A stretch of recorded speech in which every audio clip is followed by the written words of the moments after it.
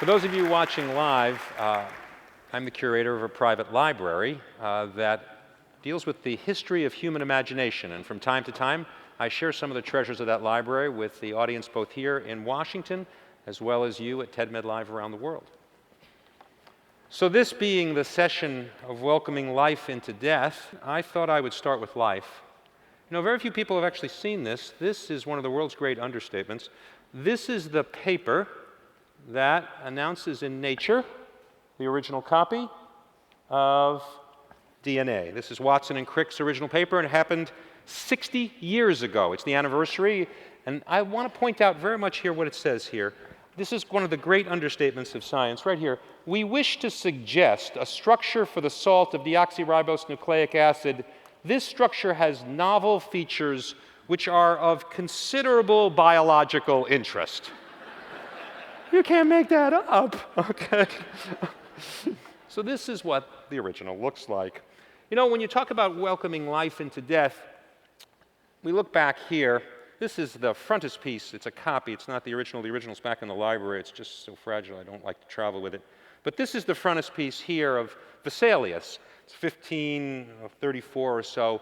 And this is the dissection scene. It's a very famous scene. And what you have here is a public dissection. A public dissection. Look what's going on here. There's a woman, obviously dead, on the table here.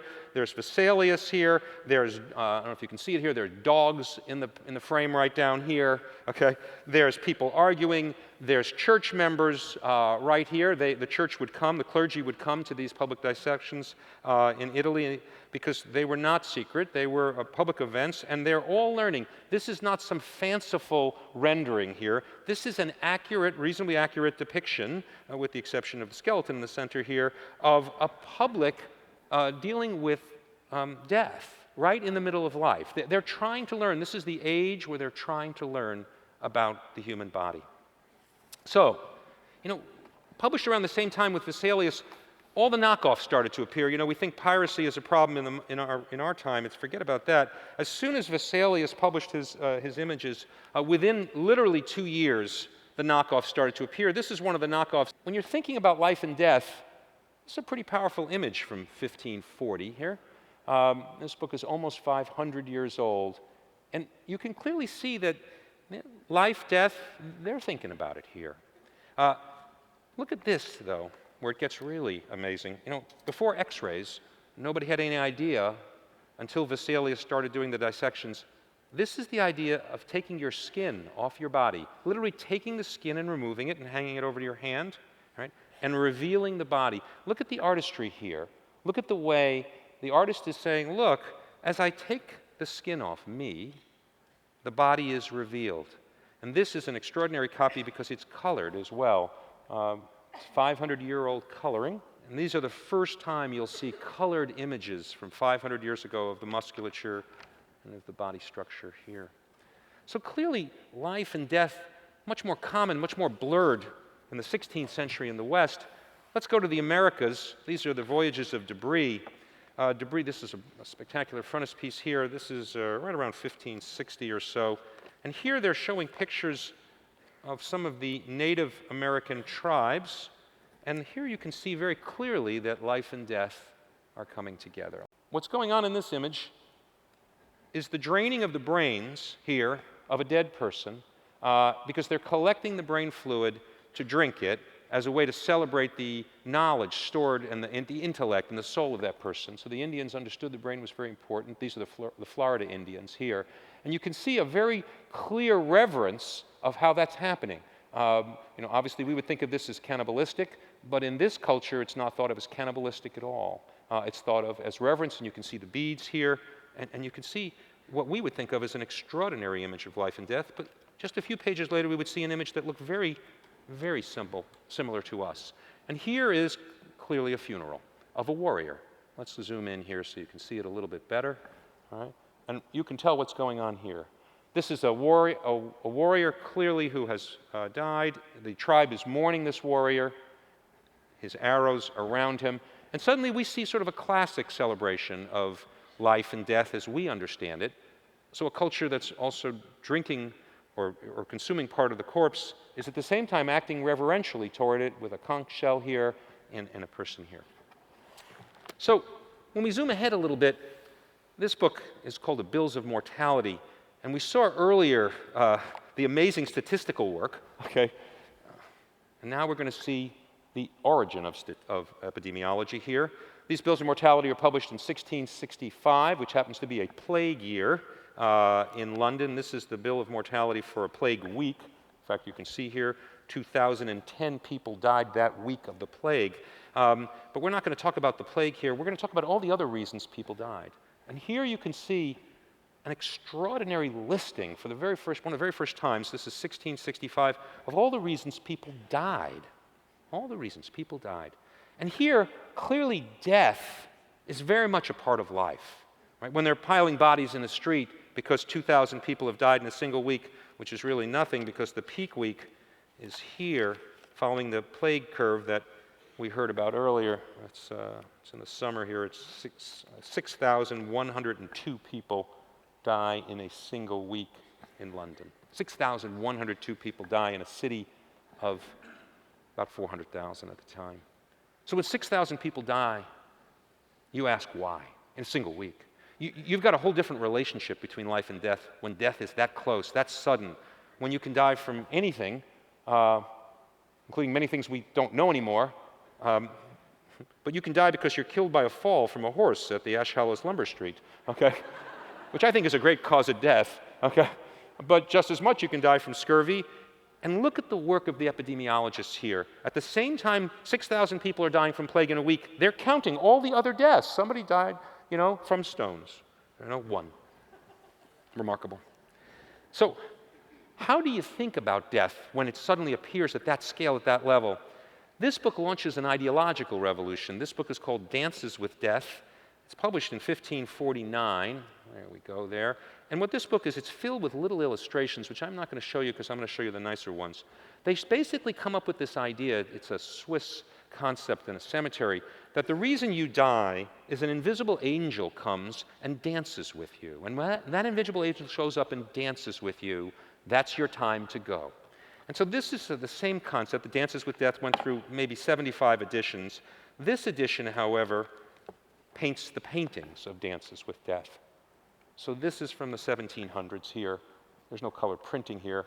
And this is the idea that an angel of death shows up and dances with you. And this book is filled with these images. Look here. This is a woman, and the angel of death has showed up to dance with her. They've decided that the best way to explain the capricious and arbitrary nature of death, the head scratching, you're kidding, me? I've got my chickens here, okay? Me, okay? Is there must be an invisible angel. And you know what? It's probably not bad thinking. In a world without science, it's not bad thinking that the angel comes by and things go poorly.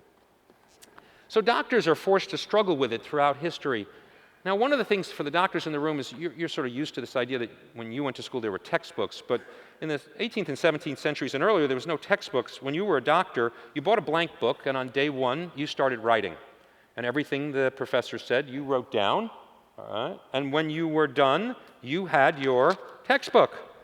You had your book, and you went out with your book into the world, and that became your textbook. Everything you knew, every course you took. And then you bought plates that you would paste into the book. But this one here, in order to add some illustrations, but this one here, the doctor or the doctoral student wrote in something here, and look what he did. Okay, look what he did here. He actually drew all of the phases of life. He basically said, look, life, he's following this ancient sort of Christian tradition, from age 1, 10, 20, he showed each of the phases of life as through a pedestal here, all the way to death. And you could even see the angel of death is still showing up here, hundreds of years later, right here. And this idea that life has an arc is a powerful and extraordinary one, because we still have this arc in our heads. This is 300 years old, and this is the model we still have. We have an arc in our heads, and this is life to death. And this is what it should look like. Now, in the 19th century, science showed up and said, you know what, we can answer a lot of this thing. And without going into much ado, this is the world's greatest spreadsheet in a book about life and death. It's really about not life and death, but it's about beauty and deformity. Here's the spreadsheet from around 1800. okay? And what they're doing here is they're showing a single spreadsheet, oh, I got to correct it here, of all of beauty and ugliness, okay? In a spreadsheet, they're trying to show it. From the inflated to the sentimental to the sublime, they've created an entire spreadsheet to try to define ugliness. And they would have done the same with death if they had been asked. They had basically in the Victorian era said, you know what? We can chart everything. We can create a taxonomy of life and death, a compartmentals where everything goes. And Charity, who's going to sing in a minute, would be happy to know that under the deformity, which is the word for ugliness at the time, they have German operas here, Charity, as a form of ugliness. Clearly not very enlightened in the British sense of the word. Okay, so we're going to finish with one more image here. And this is an image that I doubt anybody here has ever seen. When somebody showed it to me for the first time, I asked, what is going on here? These are human remains.